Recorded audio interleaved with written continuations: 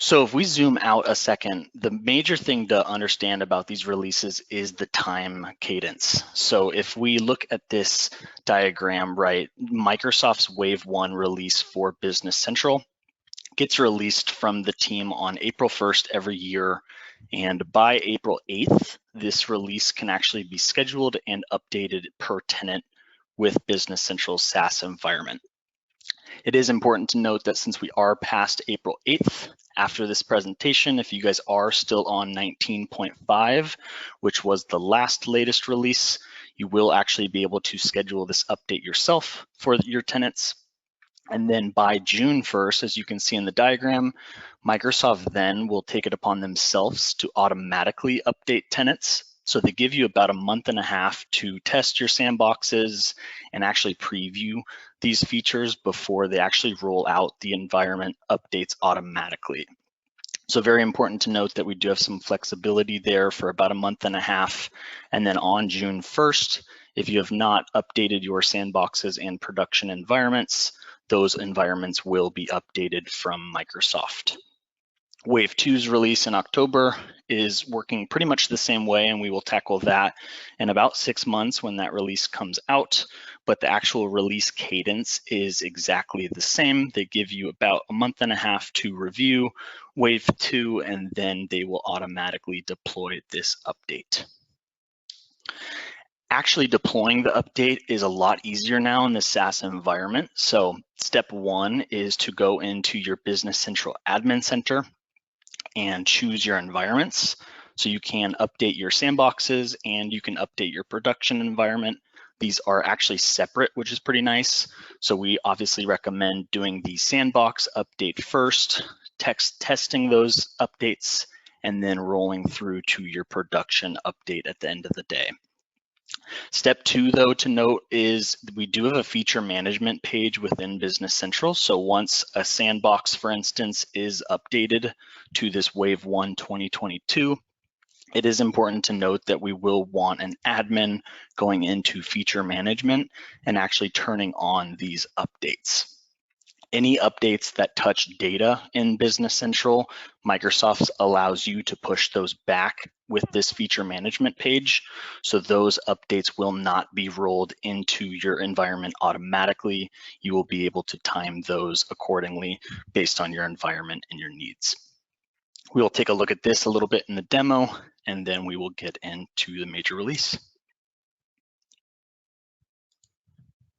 So if I open up Business Central, the first thing to note is to actually get into the admin center, you have to make sure you are a global admin or you are a super user. Once you are one of those two things, you can click on this settings icon at the top right and navigate into your admin center. Once you get into here, you will see all of the production and sandbox environments within your tenant. As you can see today, we are going to be in this sandbox called version 20, and you will notice that we are already on version 20. If you are not updated yet, you will see the current version. So almost everybody will be 19.5 currently, and you will see that there is an update, in fact, available to update to version 20, which is Business Central's Wave 1 update version. If you actually want to deploy this update, we could choose an environment, and from the top as a global admin, you are going to see a pane called Update Settings. And from here, we could actually set the date for the update and the time window for the update. We recommend these being outside of business hours so that the tenant gets updated when no users are in the system. So either a work night or on a weekend when off hours are occurring, this is the best time to actually schedule this update. Once the update has occurred, right, we will want to then navigate into that tenant and search for feature management. Once we come here, this will be that list of new features. Primarily, it will be from the update. So you're going to see a lot of things in here that you have the flexibility to turn on or off. There are certain things that are not focused on the US localization, like this top one is an advancement that they've made to payments for the check version of Business Central, for example. So if we try to turn this on using this enabled field and we click yes, we're actually not going to be able to do that because it does not relate to the US version. So just keep in mind that not all of these updates are meant for Business Central US. To actually turn on one that is available for Business Central US, you can just come to this enabled column and switch this to all. This is essentially turning it on. Microsoft then gives you an update preview, just making sure that you are aware that this will adjust the environment. And then from here, we can click yes. And then if we think about it, right, there is some updates behind the scenes that does need to take place. So it will warn you that there is a slight data update that needs to occur. If we do approve that, right, we can click on this checkbox, choose next, and we can either run this in the background or we can run this in our current session. So I'll run this today in our current session. You'll notice that we now have this capability turned on and the data update has occurred as well. So it gives you clear visibility into both of those statuses. We also have documentation if we want to learn more about anything in specific that's on this list. This will take you directly to the Microsoft documentation. And then one last thing to note from this page is you do need to sign out and sign back again or refresh your browser for these changes to take place. So I'll leave this page and refresh. The actual deployment of Business Central's Wave 1 is now complete. So once you do turn on feature management and you do roll the update into the tenant, once you refresh your browser, you will notice these new features that we're about to go through, which is pretty cool to see the advancement there compared to the on-premise days where updates took a lot longer and likely needed your IT team. Starting off from the top, we've kind of ordered these in order of importance from our side. So we're going to start with Excel-based reporting. This has been a long-awaited feature from the partner community and from a lot of clients out there. So we are super excited to see that Microsoft has finally released the ability to make true Excel reports. So today I've built out just a pretty basic Excel report to just show you how these new reports will work. But this idea can be extrapolated into very complicated reports or anything really your accounting or other teams need in Excel from Business Central. So if we choose this Excel report that I built for today, right, we will have a new report type where the actual report page will look very similar. So we're going to have our similar filters that we can put on reports, and a developer can customize these as needed for each client. We will then notice at the bottom that instead of print and preview, we're going to have a download instead. So when we click on download, we are going to get a straight Excel file. So this is going to be great for reports that are just needed in Excel. If we open this up, depending on what report is needed for your business, right, this page can be customized. So if we open up this workbook, this report was just a high-level customer summary.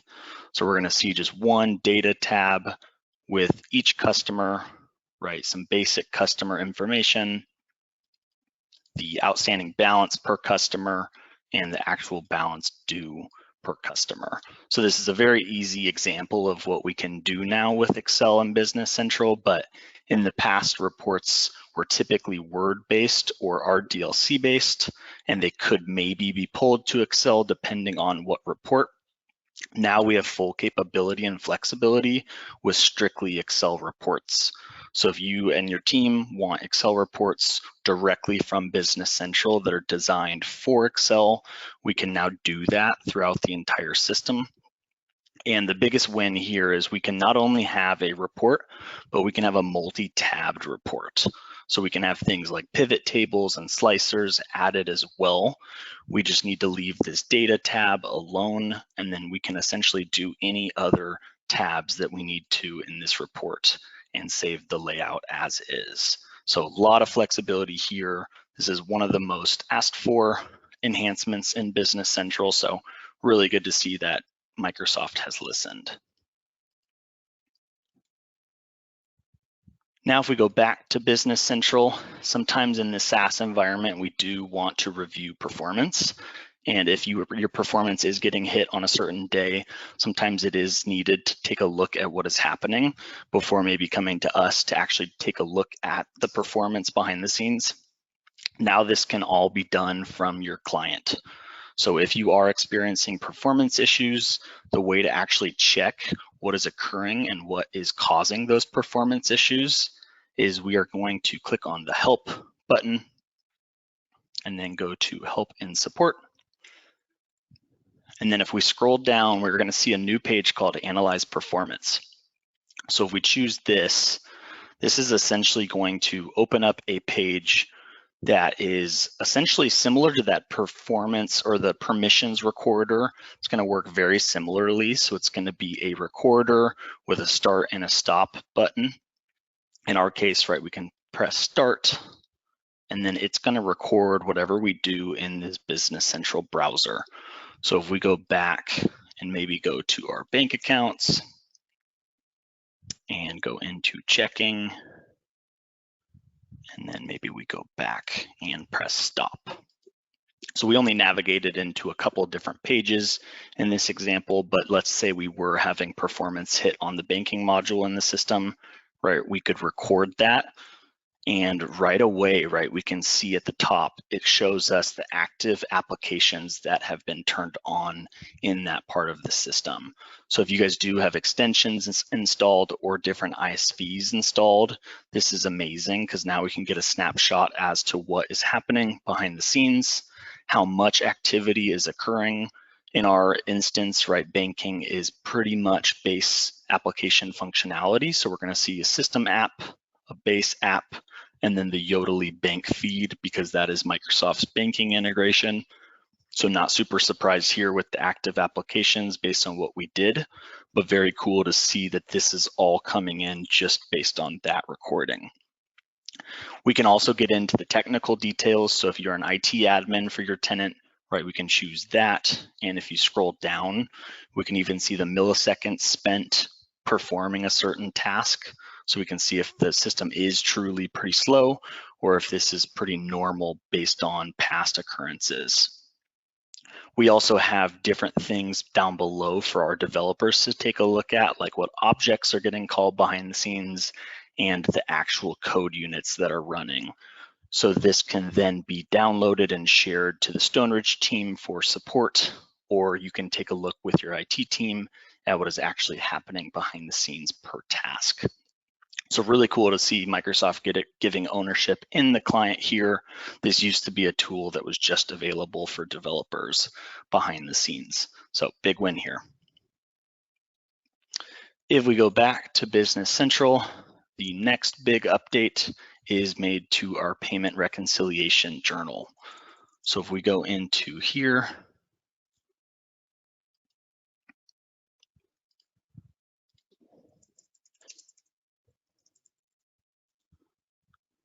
this is another very popular place in the system where we can essentially bring in our bank statement and book customer and vendor payments, as well as match those payments to the corresponding invoices in the system. So as you can see, right, we're hitting our customer ledger, we're hitting our vendor ledger, since both of those sides of payments can be booked from this journal. And in the past, there wasn't really a way to preview what was going to be posted. So you'd spend a lot of time here and then post, and there wasn't a good way to track what was actually going to happen. So Microsoft has added now the preview posting capabilities that are throughout the system. And so nothing new there, but they have added this capability to a really big journal that's getting used quite a bit with our clients at Stoneridge. So if we click this, we can now get a really good look at all of the different ledgers getting hit based on this journal, and we can actually review what is occurring in the system before actually posting it. So as we can see, right, our payments are going to roll down and hit the general ledger at the end of the day, but we can also get visibility into the different subledgers that are going to get hit with these different transactions. So really good to see here, really helps avoid mistakes and we don't have to post immediately. We can get a better snapshot of what is occurring. The next area that Microsoft has enhanced quite a bit is the jobs module. So if we go into our jobs and we choose a job, Microsoft has always had jobs correspond to a customer. So up at the top, we have a customer related to this job. And in the past, we did not have flexibility to change the build to and ship to for this job. It was always set to the customer chosen in this general section.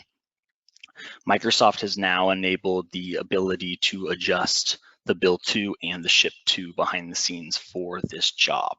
So this was a modification that we did a lot in the past, and really cool to see that if we do need to, right, we can bill another customer for this job, for this invoice that gets spun off of the job.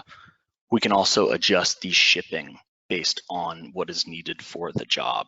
So full flexibility to adjust bill to and ship to information per job automatically now out of the box. Another enhancement to the jobs module is now we have a report selection page for jobs. So as everybody knows, right, the jobs module does have quite a few reports. So now if we do want to manage those reports, it's a lot easier to do so. So similar to how we have a report selection page for really every module in the system, jobs was missing in this list. So Microsoft has made managing those reports related to jobs just a lot easier. So if we go into our report selection page relating to the jobs module, we can now see all of our different reports across the top related to our jobs with this drop down. And then we can see the actual report running behind the scenes. So if we do need to make report adjustments or really do anything related to the jobs reporting module, we can do that a little bit easier. In the past, we didn't have great visibility into what reports were getting used in what places within this module. So now they've made it just a lot easier to manage that. Next, if we go to our locations, Business Central has made some massive improvements with location tracking.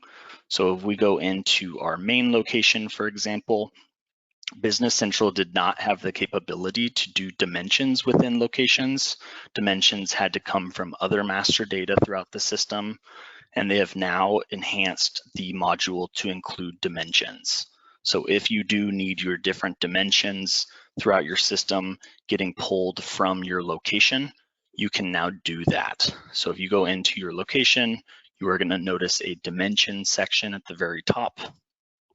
If we click that, right, this will be a very familiar page and is the same table behind the scenes.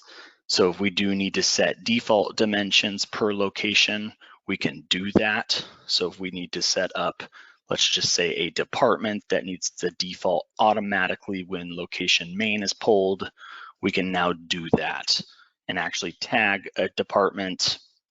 We have the value posting control that we have throughout the entire system here, and we can do this, and we can also trim down the available selections for the dimensions within each location. So really cool to see this. This was something that was missing in the product and that was added quite a bit for our clients. So if you do need dimension type control coming from your warehouse, we now have that ability.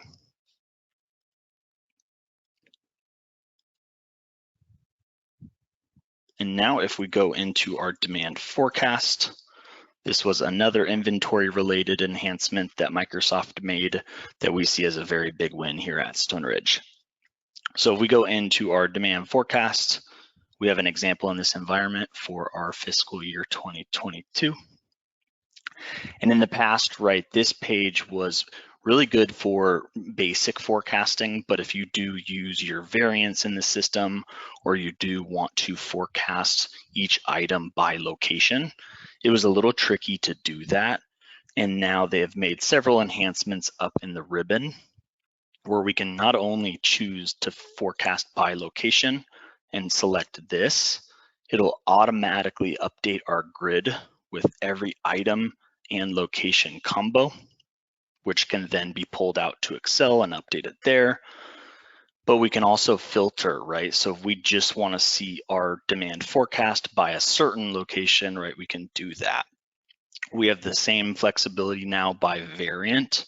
So instead of manually doing that split out in the forecast, we can now just choose forecast by variant, and we will see the variant code is now added automatically within the demand forecast, which is a very big win.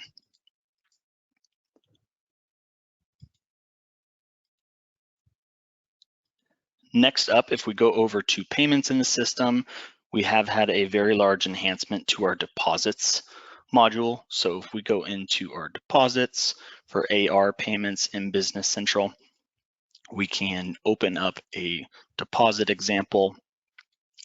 And in the past, if we did a deposit paying off multiple credit card transactions or invoices, it would do an automatic lump sum posting. So in your bank rec, it would automatically roll together bank deposits. We now have that flexibility as a control. So when you are doing a bank deposit, if you're posting a lump sum and you want there to be just one payment line in your bank rec, right, we can choose lump sum before posting.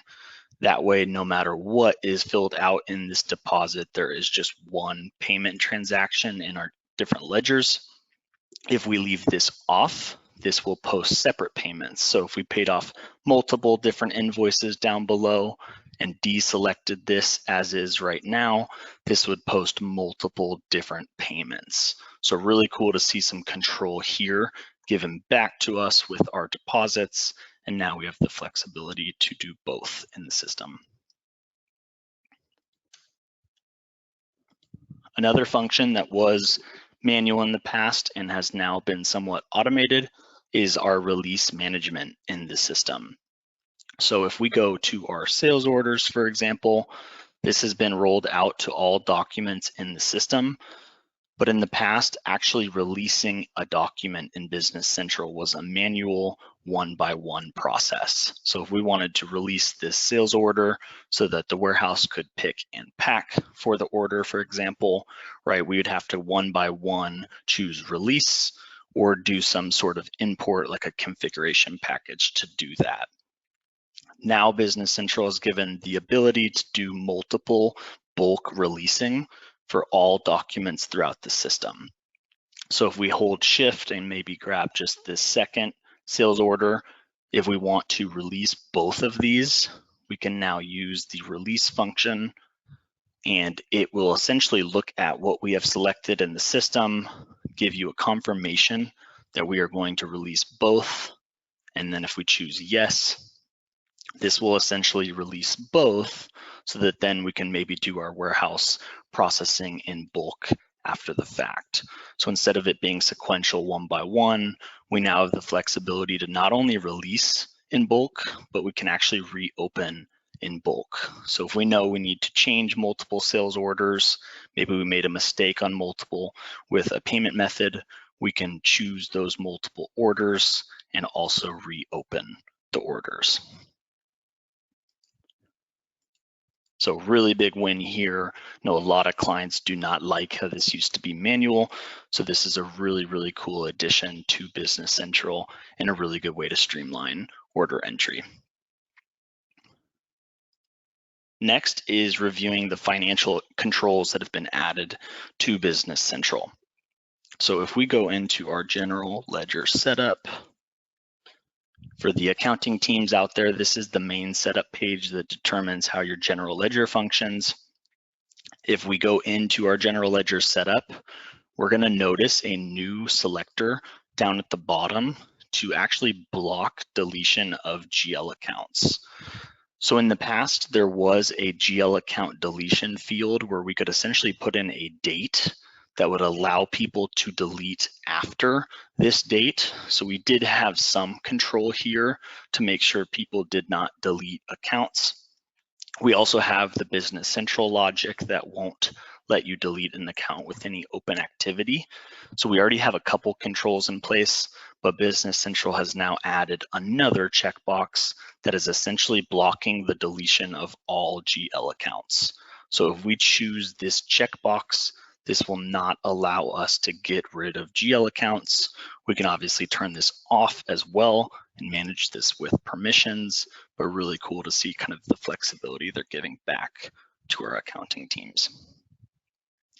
Another accounting control that has been added is in our general posting setup. So if we go into here, this is how Business Central knows what accounts to hit in different transactions based on the vendor and customers business posting group and the product posting group. This is really the matrix behind the scenes that points to all the different GL accounts in the system. In the past, if accounting teams did need to make updates to these accounts on the revenue side, for example, that got hit with sales transactions, they really had to do so in off hours because there wasn't really a way to block transactions getting posted with maybe this mix in the matrix. Now we do have the capability to block a combination of posting. So if we know we're making adjustments to maybe this section of our posting groups, right, we can choose blocked to make sure that nobody on the sales team accidentally posts a sales invoice that hits 40200 for this example. So a really cool way to kind of control and make sure that bookings are not occurring inaccurately, and you can now block things so that you can essentially update this safely. And then once the matrix is filled out correctly or updated correctly, we can then turn this blocked field off to essentially enable transactions to occur again. So really cool to see this one. This was something we've asked about in the community for a couple of years now.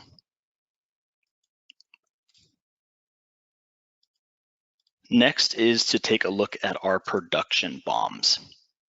We have had a lot of enhancements here, and this is probably one of my personal favorites within the system. If we go into our production bombs and take a look at this first one, our production bombs in the past with base Business Central have been pretty fixed in nature. So we do have a production bomb with the different items included in that bomb, for example. So in this, we have 4 different items that roll up to actually make this assembly in this case. And you will notice the quantities called out here. And in the past, right, this was fixed. So on a production order, these were the 5 components in this example that were used to make this finished good every time. And these could be adjusted on the production order. Business Central's now added the capability to adjust the calculation. So fixed quantity is how it's been in the past with the product line. They've now added different options based on dimensions, which is really cool. I know a lot of food manufacturers, for example, have varying quantities depending on dimensions within the product or depending on different variables. So Microsoft has added the ability to have dynamic production bombs, which is a really big win, and something where if we do have length and width and depth for this item filled out, for example, it would essentially do that math. Instead of assigning 1 at the bomb, it would essentially have a dynamic bomb calculation before that production order is calculated. So we can keep it simple and still choose fixed for a production bomb, or we do have 4 different dynamic production bomb settings that we can now lean on if our production bomb does vary production order to production order. And last but not least, if we go into our intercompany partners, we have also seen an enhancement here. In the past, if we did intercompany transactions, we did have the ability to auto accept those transactions. So if I sold to this company in our system, right, that transaction would actually flow through to that company automatically. But if I did a journal entry and sent an expense, for example, to this company, that did not go through automatically. Journal entries posted through the intercompany general journal always did need to be accepted manually. This field now does both. So if you do want to streamline the approval process for intercompany transactions, you can now do so. This checkbox will do both. So really important to know, especially if you are already using the intercompany module within Business Central, that process not only can be automated now, but is still the same control. So you'll definitely want to review that and make sure that that matches what your accounting team expects for intercompany within Business Central. Now, if we go into another environment that I have the Dataverse setup connected, we do have a big enhancement with Dataverse. So if we think about it, right, all Dynamics products are on the Dataverse platform, and Business Central does have a native Dataverse integration. So whether you are using Dynamics for sales or Dynamics for field service, right, any of those products can be connected to Business Central with an out-of-the-box integration. This integration has changed a lot over time, right? It started as just kind of a master data connector so that contacts and customers and such could roll through between systems.